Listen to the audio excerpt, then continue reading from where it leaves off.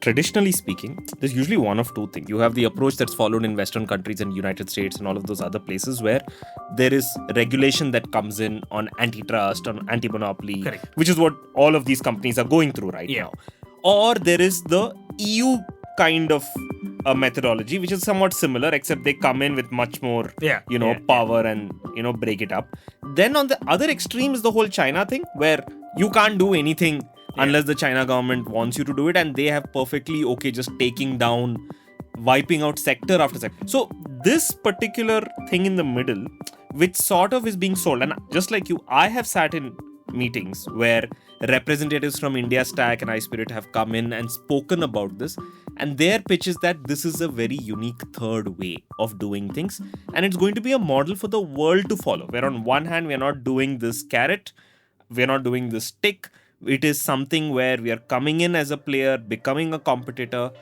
Let's say if the consensus is that there is concentration of market power, you can be one player in the market, but you should not be the one who's also making the rules. And then that player in the market should be subject to the same rules as anybody else, and you should not put entry barriers to that sector. So before that, let's talk about the unnamed entity in the room. Who is the player who's funding all of this? There is this secrets funder. There is someone who's secretly funding all of these interventions by the Indian government. Who is that person?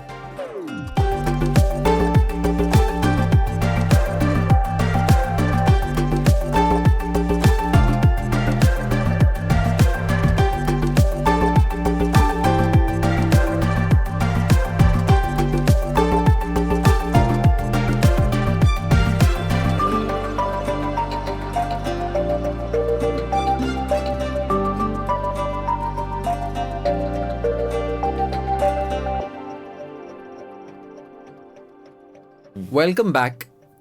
This is an interesting episode. We usually on 2x2 have two guests, which means a total of 4 speakers, me and Praveen, and 2 guests. A few times we've had 3. I know where you think we're headed with this. No, we don't have 4 guests this time. In fact, we have 1 guest. This is the first episode where we have 1 guest. And that guest is Anupam Manur. Anupam, welcome to the show. Thank you. Thank you so much for having me here.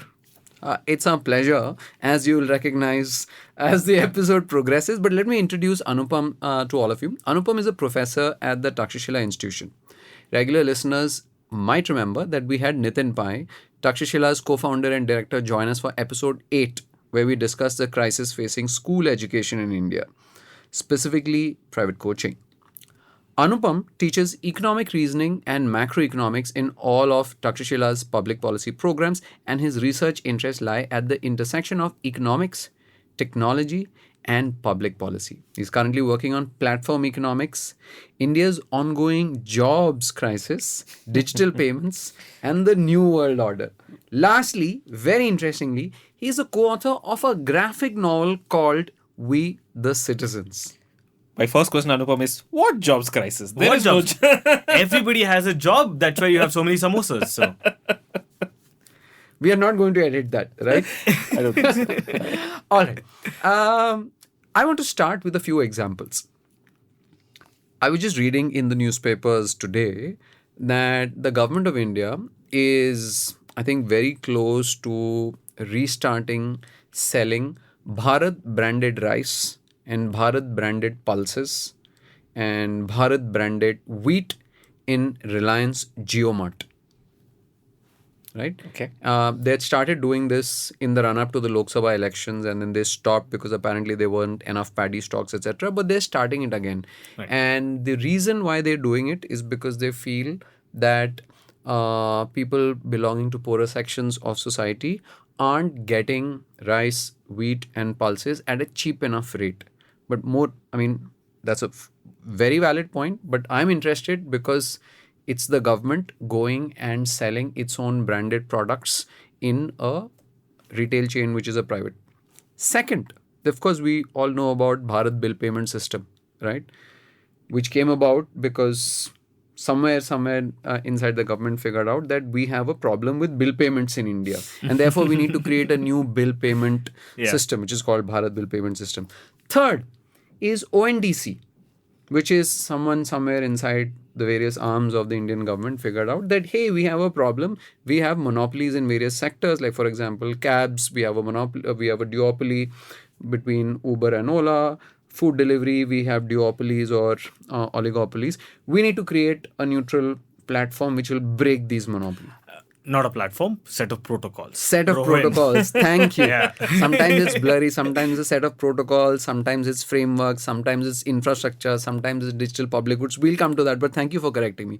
The fourth is something called Unified Lending Interface, which is something that the RBI's Innovation Hub is introducing, and which is meant to make it easier for private players to collect data on the lenders or the borrowers and creditworthy information about them and connect through ULI to do this. Now again, these four examples that I gave, Bharat Rice in Reliance JioMart, Bharat Bill Payment System, ONDC and ULI, are interventions by the Indian government or regulators to solve problems. I'll give four other areas. Unemployment, we talked about it. I don't find any intervention by the government to say we have a problem with unemployment. We need to create jobs. I'll give you another example. Pollution. Delhi right now is suffering from terrible pollution again because it's winters, right? I think it's 370 AQI.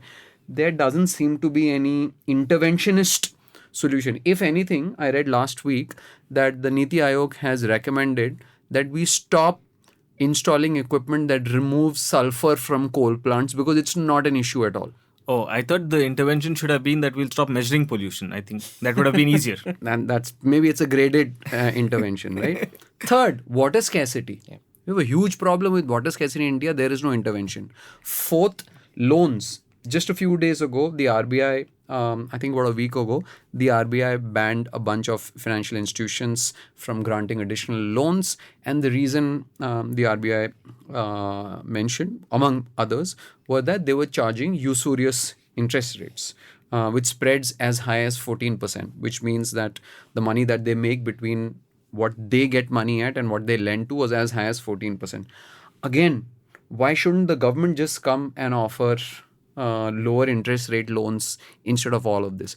So to kind of come back to my point, I gave you four examples where the government is intervening through its own efforts, and four examples where the government isn't intervening. Shouldn't the government interfere everywhere, Anupam? I would push back and say the government is interfering in all of the examples and more.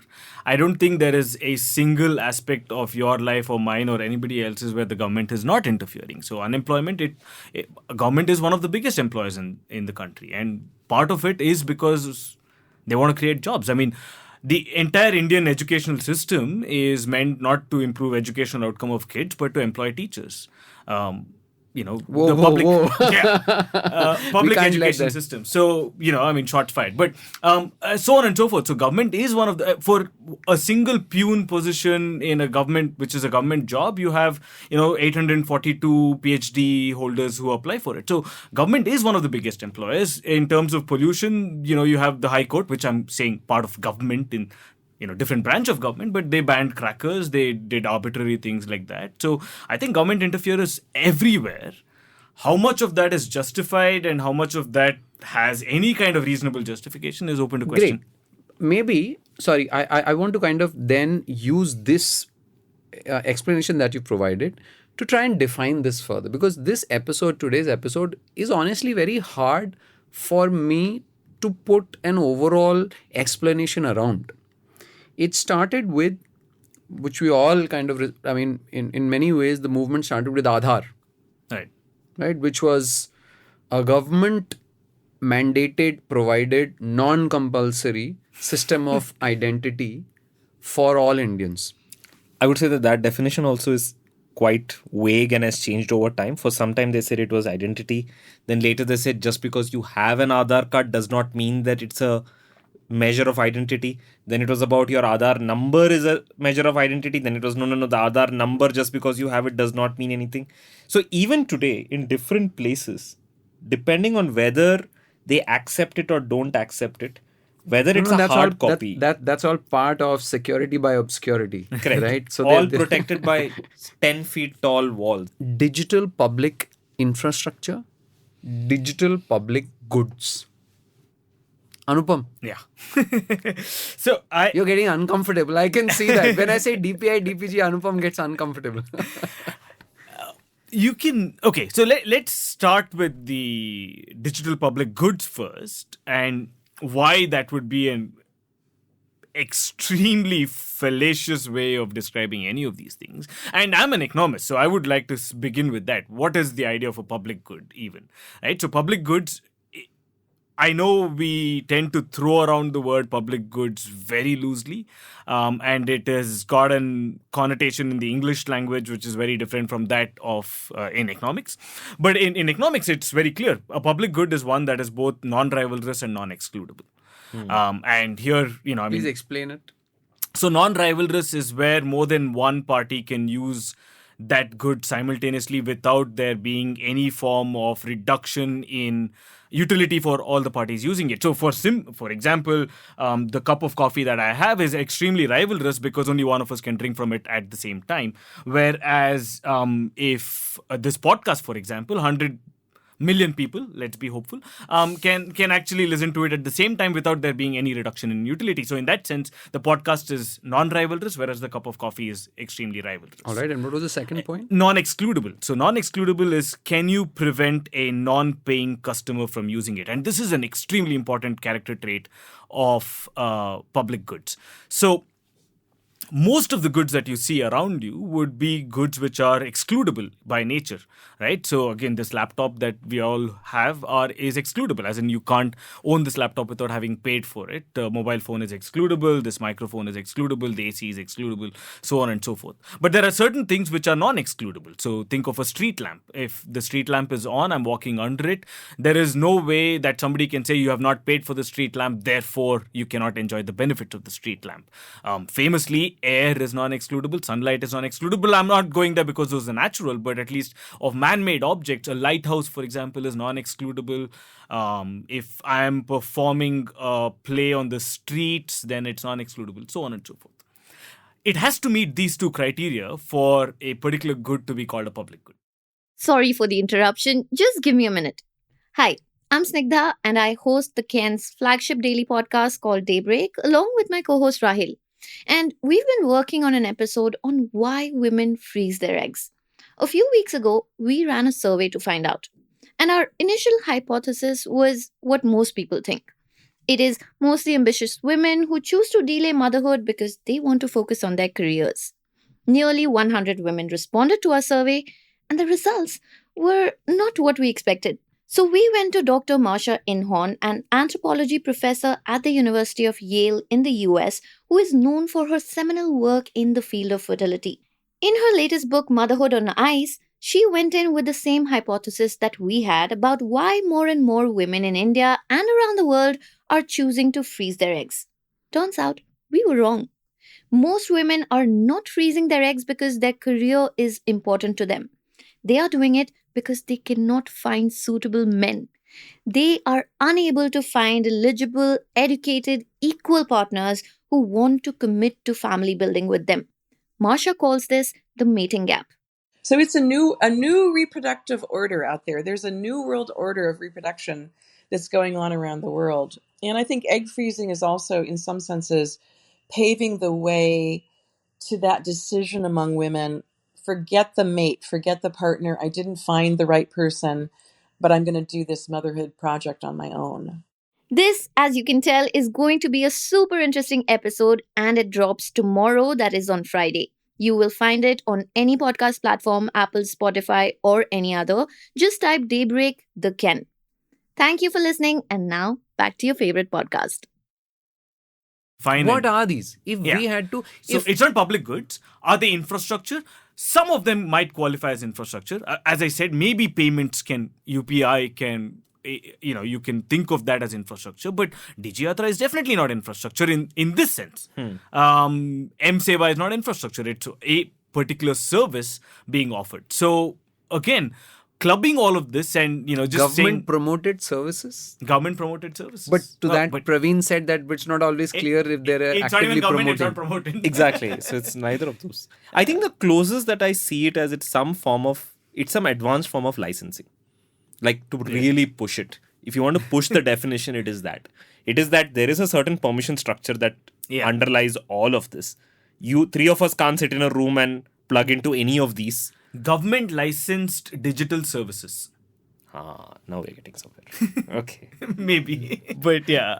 So I mean, just clubbing them together, I don't think it makes a lot of sense, but that's what we're doing, right?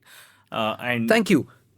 And the reason I kind of asked both of you this is it's this, because we are seeing in sector after sector the rise of pseudo-government promoted infrastructure / protocols / services / products. And for the longest while, we thought that government should like either make rules or enforce rules as regulator. Now what we are seeing is that it seems like that's not enough. There's not enough or it's not working. Therefore, the government, and I use government with double quotes for whatever expansive definition of government there exists, is saying, no, this is not enough. We need to enter and not just change the rules, but we need to be a player. Yeah. Right? So, can we bring in the word player into the definition? Yeah. Government-backed players, GBPs. Yeah. Because players can also be then platforms. Yeah. And the word backed has its own kind of ambiguity built into it. So I think that sounds better. Okay, great. Players. So if we are talking about government-backed players, and this is it's interesting, right? Anupam, I want to go back to an article which you wrote sometime last year, which was titled "Government Overreach in Digital Economy Could End Up with No Commensurate Benefit and Serious Distortions." Right? And in that you said, in economics, the only acceptable justification for government interventions is the correction of market failure. Brackets, public goods, externalities, information asymmetry, and the concentration of market power. So, what is the market failure in app stores and in e-commerce? You were referring to that. So, if all of these examples are fundamentally interventions by double quotes government in various forms, surely they mean that the intervention resulted because without intervention, some sort of failure was happening, right? I mean, otherwise, if things were okay without the intervention, why would you intervene? What are those failures? Yeah, one, I mean, though I've given that definition that, government should intervene only when there are failures, it's not what the government does. As I was mentioning early on as well, government intervenes. These are just colonial definitions of economics. Government intervenes everywhere, right? I mean, they run canteens, they produce condoms, and they produce, they still produce the film for cameras, which are the original, whatever, right? They do all of that and more, where there is absolutely no failure. So in that sense, this is really no different. I mean, why does government run banks even? You can question that. There is no, there is no market failure in banking. So why does the government? Well, I mean, to give a counter to that, at least they're not starting new banks. Yeah. I mean, it's one thing to say, hey, you know what? We had these public sector institutions that were created long time ago, maybe by Nehru, and now it's a legacy that was handed down by us. We got to run it. That's one thing. Yeah. But it's another thing in the 2020s to launch a new bank, Correct. Right?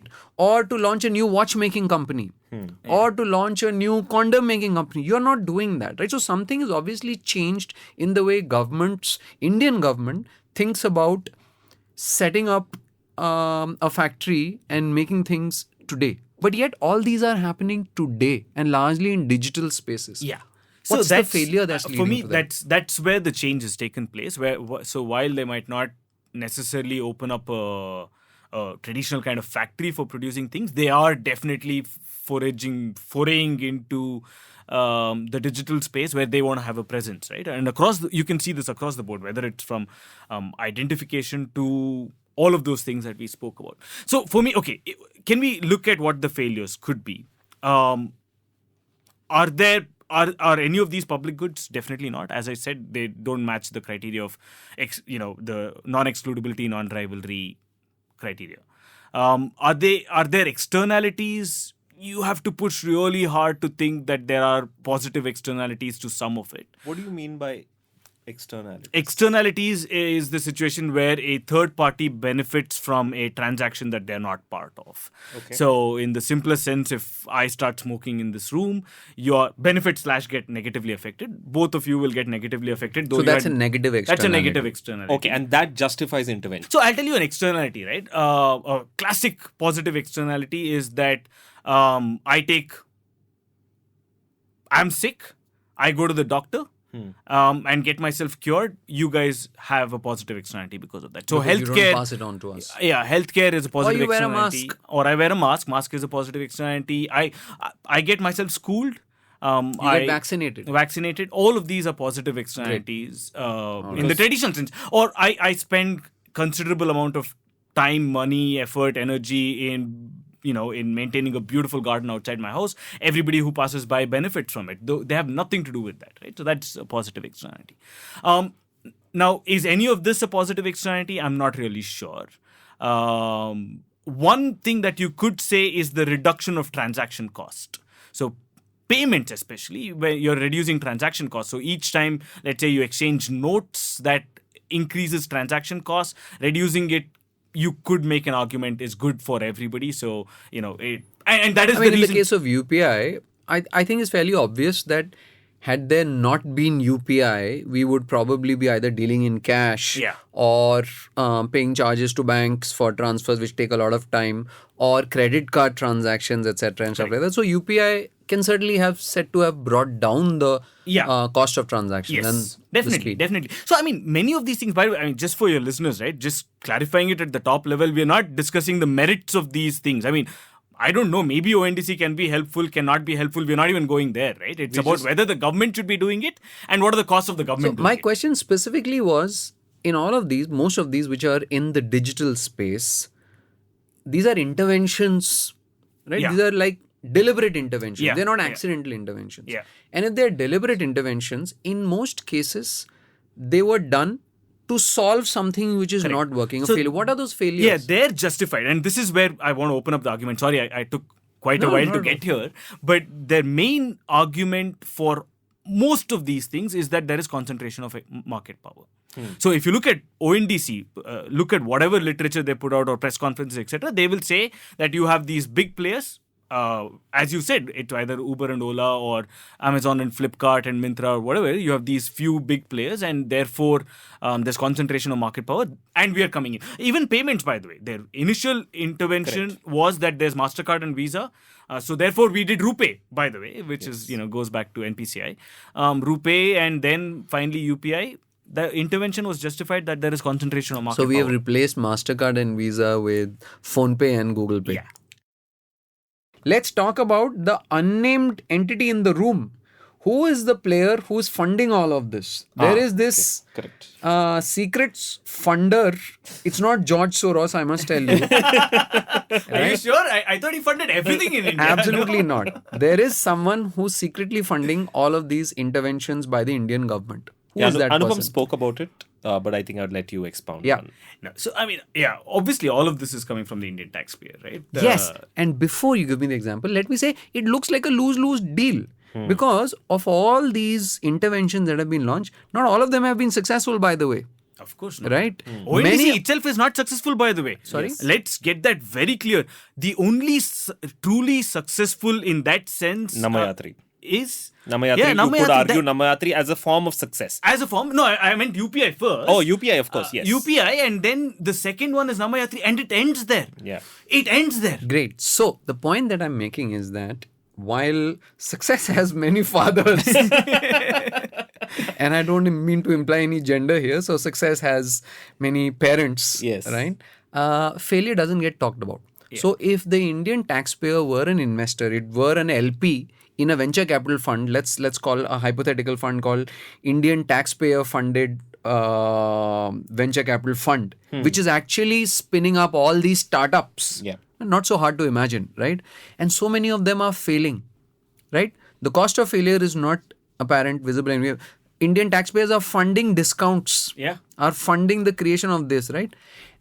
Great. So if we fail, we are failed. Like, we're writing it off. But what happens when you succeed? Yeah. It's not that even when you're creating entities that succeed, there is some kind of, so which goes back to Anupam's point. Is there, like, can I ask you as an economist, is there now, maybe there's no direct money transfer back to the Indian taxpayer, like, for example, the way RBI transfers back to the government. Ideally, you would expect, like, RBI launches new products, right? DPIT launches new products, they become hugely successful, they're transferring royalties back to the Indian government and everyone is happy. But that doesn't happen. Are there any kind of externalities that flow back to the Indian economy through which the Indian taxpayer benefits? I mean, in a truly successful case, let's say like the UPI, the fact that, you're most often said, but the fact that your vegetable vendor accepts UPI payment is your direct benefit, right? And again, also comes from the big assumption that this would have never happened without the government intervention, that this could have not happened without, let's say, a private player doing it on their own and then charging an MDR, etc. Okay, let's assume that, and it needed the government. Your benefit is just the fact that you can now pay at a that's a wrong assumption. Because Paytm was doing that. Not just Exactly. Paytm. Some level. Exactly. Well, At some credit, level. like Visa, MasterCard, the Yeah. networks were created what, like 60, Decades ago. 70 years Yeah. ago? I don't know. I Decades mean, ago. something like that, right? Yeah. And we live now today in a much more competitive and innovative age, Yes. right? So had not been... You had M-Pesa in Kenya before this. That's So you had models everywhere else, and I would say it was a matter of time when, if you allowed...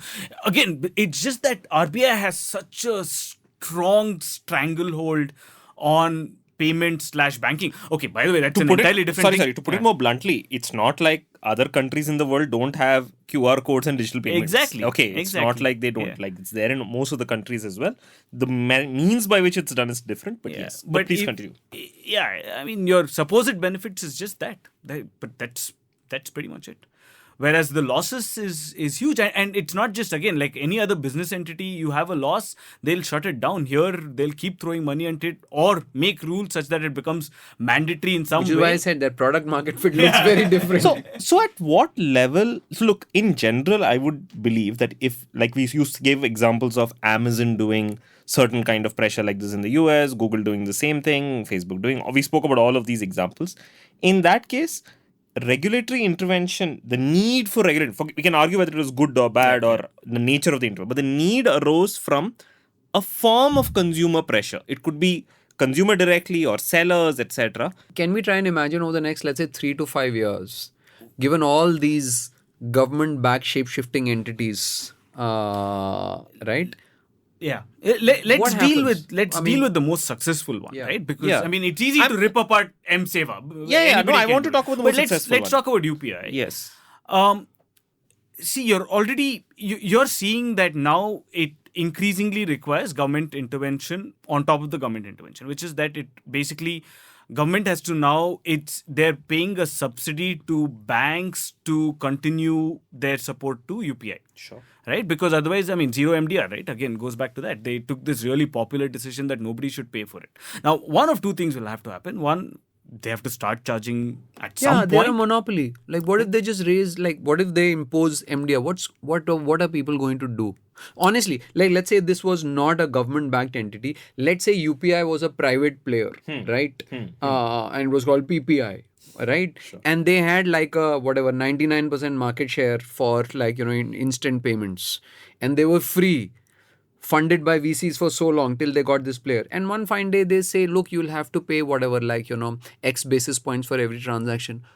Why wouldn't that happen? Again, my belief is that if it was a truly open market, you will have a competitor coming in if they can fight against that. And we've seen how that has also happened between, I mean, you've had MasterCard and Visa, but it's not that other card networks don't exist. The fact that even RuPay is fighting with them, whether it's government-backed, etc., is that you have. And across the world, you have many other competitors fighting even against the well-established thing. So once they increase, because every time MasterCard and Visa increases that, okay, why is it that MasterCard and Visa with all their power is still stuck at 2%?